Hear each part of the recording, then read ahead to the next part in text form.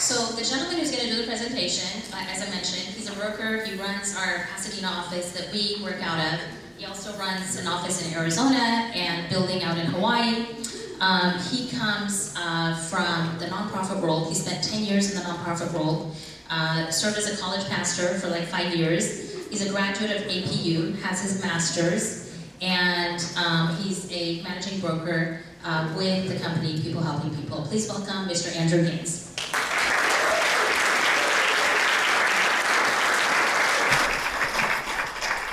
Water I'm going to try and not spill, and a phone so I stay on time. How's everybody doing? Who's awake? How's everybody doing? Okay, good. People are crazy. Have you noticed that? It's crazy because if you ask someone for their phone number, they won't give it to you. But if you ask them for a business card, they can't give it to you fast enough. Isn't that weird? It's like, I'm going to call you. I'm going to, thank you. They asked me to speak a little bit about people helping people.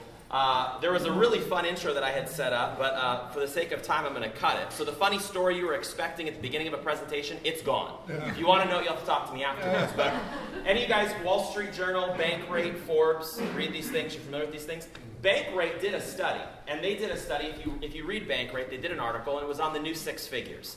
And so we took some of this information, some of the data they collected, we made a presentation about it, and we're talking about it a lot all over the country. Right now, our company is on a national tour. We've been sponsored and endorsed by AIG and Nationwide. You guys know Nationwide is...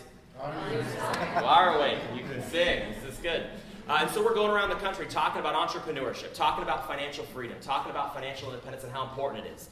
Sometimes people say to me, hey, Andrew, you're in the financial industry. Who are your competitors? I don't have any competitors. Do you want to know why? Because there's not enough of us. There's not enough of us in the industry. And if you're in the financial industry, my hat is off to you. I applaud you. I thank you for your efforts and what you're doing on a daily basis to help people save money, to help people protect their money. But I want to jump back to Bankrate really quickly. Bankrate did a study and said, what is a good income in America? Because we've all heard the old adage, go to school, get good grades so you can make six figures. So you can get a good job, right? And a good job is what in America? If you're an entrepreneur, you run your own business in the room, please raise your hand. If you're an entrepreneur, you run your business. Give these people, look around, give these people a round of applause. Good job for you guys. Because I think a lot of us would agree that the America that we live in today is very different than America 40 years ago. Yes or yes? Yes. The idea of a 40-hour work week, 9 to 5, if that's going to get it done, that's gone. That is totally gone. But this idea of six figures, where did we get the benchmark of six figures? Where did make $100,000 a year come from? Where did that kind of cultural expectation come from? They wanted to do some research and figure it out. So they did some research. And they found that if you were living in 1980, making six figures was a big deal. It meant you lived in a certain zip code, drove a certain car, you were able to take the family, go to do a couple of vacations, have those experiences, do those kinds of things. Back in 1980, making six figures, that was a big deal. But if you look at it today, does everything get less expensive or more expensive? More. You guys are an intelligent group. So they wanted to say if making six figures in 1980 was a big deal, and the people who thought it was a big deal, then we're going to go into corporate America, and now they're the baby boomers, and they're running the tops of corporations. So this cultural expectation of making six figures has just stayed in that generation. If that was a big deal in 1980, what's six figures today? And so they did an article, they did some studies on what the new six figures is. Watch this. We're going to compare 1980 to 2014. Is that okay? Yeah. Don't feel old. Don't feel old. 1980 to 2014. In 1980, a stamp was 15 cents. In 2014, it was 49 cents. 204% increase. Eggs were 48 cents a dozen. Today, $2 a dozen. You look at bacon. Any bacon lovers in the room? Don't tell Joanna, right? Well, I don't know where you went, but I love bacon. I love bacon. Used to be $1.20, $6.11. How's that make you feel? How's that make you feel? The average house was around 60 grand back in 1980. Average median household across the U.S. Today, almost 300,000. If you live in the San Gabriel, San Marino, Pasadena area, you can triple that, quadruple that, or do whatever you want. But average in America, 280,000. The average annual income was $18,000 a year in 1980. That wasn't bad. Today, if you were making the same amount of money, it's 50 grand a year. Pretty wild, right? Do you know what the average median income in the U.S. is right now? 41 to 50. That's the average that most people make at their job or whatever they do. So what do you see about these percentages? The smallest percentage. I'm not here to dupe, to convince, or do anything else. I want to be really honest, but I want to be honest. And I want to be honest and clear about the numbers. The smallest percentage up there is a 204% increase, yes? So let's just go conservative that inflation, what things have gone and how things have increased. Let's just go with the smallest number and say if you were making $100,000 in 1980, what is that in today's dollars? So if you were making $18,000 a year, 17.7 in 1980, today it's 53. But if you were making $100,000 back then, today that's $304,000 a year. This is the new six figures. So this becomes the question. Everyone's still talking about $100,000 like it's a big deal. Everyone talks about making six figures as if it were a big deal. 1 in 5 people in America make six figures. So watch this. I need 2 people at every table just to raise your hands. I don't care who. You're all beautiful. Raise them up high, proud. It's not a come to Jesus moment. Just put your hands up. Okay, 2 people at every table. I need 2. I need 2. Do I have 2? 2. Do I have 2? 5, 2. Okay, cool. Look around. 2 people at the table. That's the average amount of people in America. 1 in 5 who make six figures. No longer a big deal. 1 in 50 make $250,000 or more. And in case you're wondering, is my occupation, is my job, is my business, is what I'm doing putting me in a position to keep up to date with buying the bacon I like? It's the new six figures. This becomes the question. And so I had to, when I realized this, I had to think, okay, I'm in the nonprofit world. Making 60, 70 grand a year is nothing. That is not a big deal. I thought making six figures was a big deal. I've got to go higher, got to go more. I had to find a different industry. So if you want to go make $300,000 a year, you got to find an industry that's going to support that. So 3 emerging industries. Anybody here use a cell phone? Just wave at me. Just wave. Good to see. Good to see you too. We're on a float, right? How many of you guys use apps on your phone? I see those hands. Computer software engineer. Look at this. Computer industry. Potential industries that'll pay you a $300,000 income. All this stuff comes from Forbes, Bankrate. You can go look all this stuff up. Computer industry, software engineering degree, 8 years of school. You're about going to pay $126,000 to $200,000 for that piece of education. So go in there and build all the apps and the software programs and everything that's going on in software computer engineering. Pretty big industry, wouldn't you agree? Anybody know anyone who's a software engineer building an app? You've worked on an app, your friend works on an app, anything like that? Yeah. Look at that, everybody. Everybody knows somebody who's working on an app. Saturated industry, medical industry.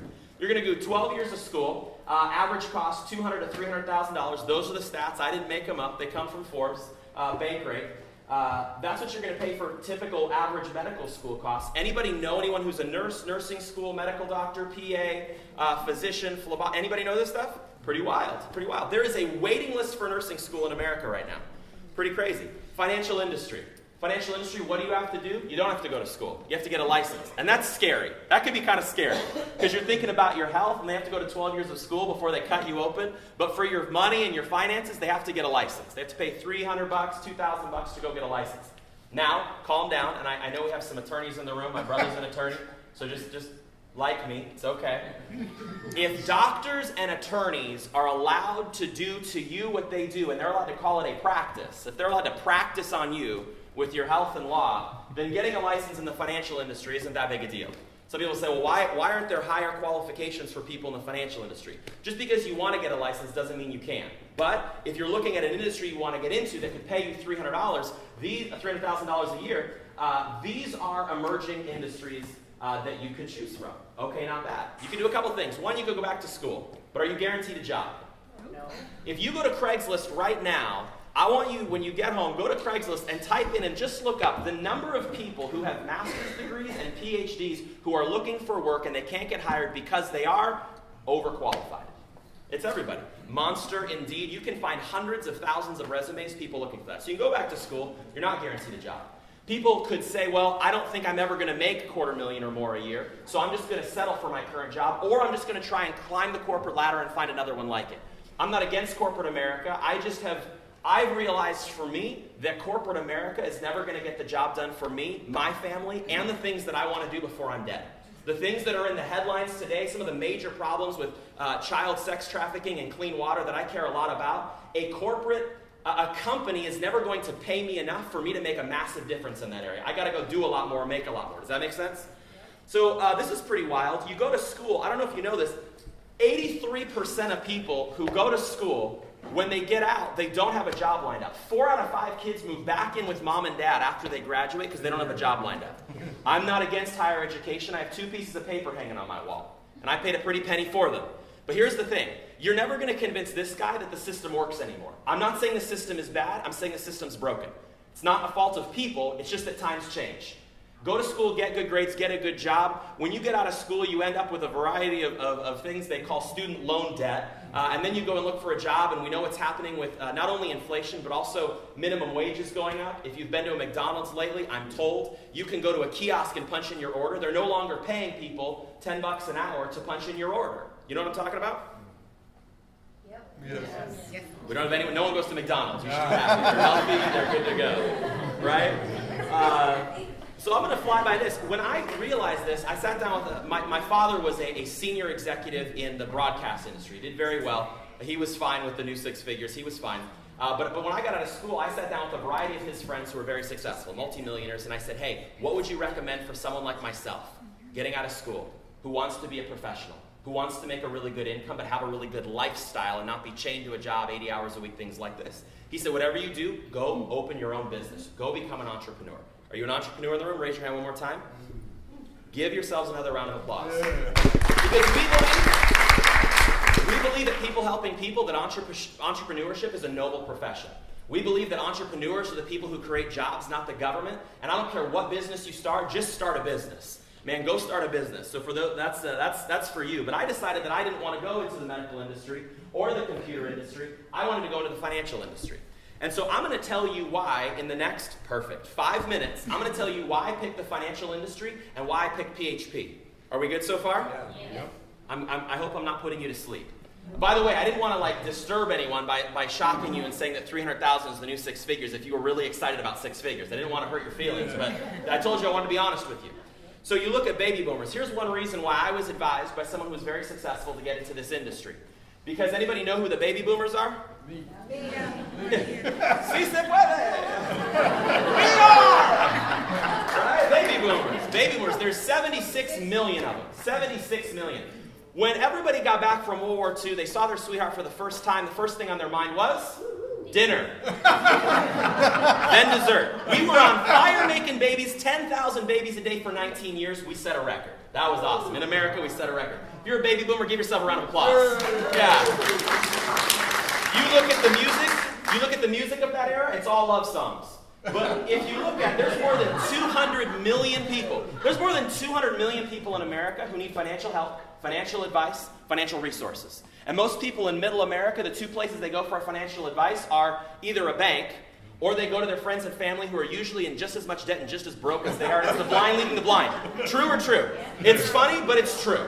And so what we decided as a company is we've got to do something different. PHP, we are a full-service financial brokerage. We have a variety of offerings, the stocks, the bonds, the mutual funds, annuities, life insurance, long-term care, all the stuff you see on TV, all the stuff you get in your mail, all the stuff everyone at a chamber event tries to solicit you for. Yes, we do all that too, right? Here's the question, though. Why is everybody talking about this now? Magic Johnson. You know Magic Johnson? Yes. Magic Johnson. Who makes more money? You or Magic Johnson? Magic. Who has access to better business advisors? You or Magic Johnson? Magic. Who has a better track record of owning, operating, selling, and making a bunch of money in business? You or Magic Johnson? Magic. If Magic Johnson did something in a business role, do you think he probably had good ideas and good advice and good advisors to make the decision to put a bunch of money into that? Yeah. You know what he did a couple months ago? He bought 60% of a life insurance company that has $14.5 billion in management and life insurance and annuities that specifically talks about financial literacy education. And I would say that if Magic Johnson is putting a lot of his empire into that, it's good enough for you to take a second look at this industry as well. But here's what's going on. These aren't just the people who need our help. Millennials, there's 82 million of us. So those of you who are boomers, just wave at me. Boomers, we got you beat. There's 76 of you, there's 82 of us. You want to know what's crazy? We have something you don't have. What's that? You want to know what it is? Debt. We have $1.2 trillion of student loan debt. And when you were at our age in your life, you weren't going into corporate America with that much debt. We are. So here's my question for you. If you're not in the industry, take a second look at being a part of our industry and helping people with financial literacy. If you are in the industry, then here's my question and my challenge to you. Does your company offer a clear strategic plan of how to attract and help the millennial generation? Because 30 years ago, hi John, my name's Jerry. Hi Sally, I'm Jerry. I sell life insurance. I'm your local life insurance agent. I was wondering if I could come in and look at your policies, and if I could give you a better rate, would you switch? Door knockers, remember them? No one's knocking on the millennials' door. And most of the financial industry is doing what they've always done. So we want to help millennials. We want to help the sandwich generation. If you have kids that are alive and parents that are alive, go ahead and raise your hands. Oh, that's cool. But here's the thing. When I said before I have no competition, and here's why. In 1970, there were 500,000 Andrews running around. I don't know that you want 500,000 of me running around, but there were 500,000 of me running around in 1970. Licensed agents. Now there's only 150,000. How are 150,000 going to help 200 million? Well, you do the math. What's $4 trillion of commission paid out to $150,000? Or 150,000 agents? So timing. Last piece is this, and I have 1 minute. Here's why I chose PHP. This was important to me. If you're not in the industry, I would advise you talk to Gilda and Tom. Look at this industry. Look at potentially looking at this industry. Second thing is this. If you're in the industry and you're looking at your company and your opportunity, and if it's what you really want, and you're looking at other companies and opportunities, before I got into the industry, I looked at almost every single company out there. Every single company in this room and 12 that aren't in this room, I looked at their comp plan. I looked at their business model. I looked at their structure because I didn't want to waste my time. I want to find the best opportunity. I'm not saying your opportunity is bad. I'm not saying anyone's opportunity is bad or things like that. I support anyone who's in the industry. But for me, I wanted to find the best opportunity. I wanted to be in a place where I was non-captive. And if you're getting a little hot and heavy in the room, you're like, oh, but I'm captive. Just calm down. It's okay. A captive agent is this. A captive agent is someone who works for a company and they can only sell those companies' products. So when someone sits down with them, they can only offer one company's products. We offer a variety of products. So we're not trying to necessarily sell you a policy, we're trying to build you a plan. We can look at a variety of companies to find the best fit. Because a lot of people sell annuities, but some companies are better than others, yes? A lot of companies sell life insurance, but some are better and less expensive than others, yes? We make customized portfolios on that side. I also wanted equity ownership. Does your company allow you the opportunity? Does your company allow you the opportunity to own part of their company? At PHP, we do. We actually have a program, not stock options. I'm not talking about stock options, I'm talking about equity ownership. I cared about owning a piece of a company that I helped establish. I also cared about being able to grow nationally and have an agency, not limited to just being an agent or in a zip code. So there's a lot of things going on at PHP. I could go for an hour, but I'm done. Thank you all for being here. Good job for being an entrepreneur. Thank you so much for letting us speak. Have a safe and fun 4th of July, and God bless America. Thank you, you guys.